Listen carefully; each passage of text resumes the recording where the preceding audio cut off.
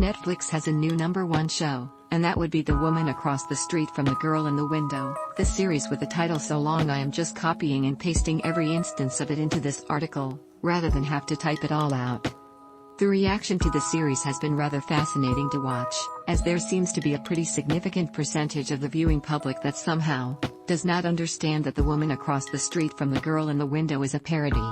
Many people are assuming that this is attempting to be a full-on drama, and while there are dramatic stakes at play, it's kind of remarkable that people aren't catching on to what's going on here. The Woman Across the Street is a parody of a genre of fiction that has been adapted into a few different films like The Girl on the Train and Netflix's own The Woman in the Window, where a woman sees some sort of terrible crime, then must convince everyone she actually saw it once the evidence to sap. They're essentially all riffs on Alfred Hitchcock's Rear Window. I guess it's a pretty specific genre, but I mean, come on. The title, first of all, is absurd and should be the blaring red flag at the beginning. If not that, then the first episode where Kristen Bell Santa fills every single wine glass to the rim, and shatters not one but 3 casserole dishes by the time the first half hour ends. But people aren't getting it, or some people are horrified by what they assume are not jokes. Spoilers follow. Others I've seen get all the way through the entire series thinking it's a drama, only to be shocked by the killer reveal. Major spoilers follow, where the ultimate culprit is a murderous Lee.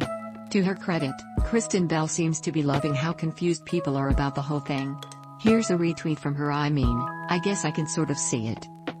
The show does sort of play it straight about half the time, but many aspects are clear jokes to the point where I'm not really sure how people are missing it.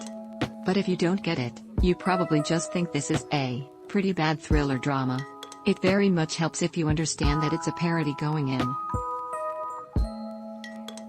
The show is performing well, but people being confused by it seems to be drawing mixed audience reactions.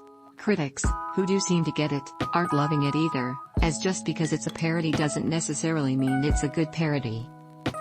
I'm sort of in the middle, and I thought it was just okay, but dragged on about 90 minutes too long in total. So, did you get it? If not, when did you understand it was a parody? Follow me on Twitter, YouTube, Facebook and Instagram. Subscribe to my free weekly content roundup newsletter, God Rolls. Pick up my sci-fi novels The Hairkiller series and the Earthborn trilogy.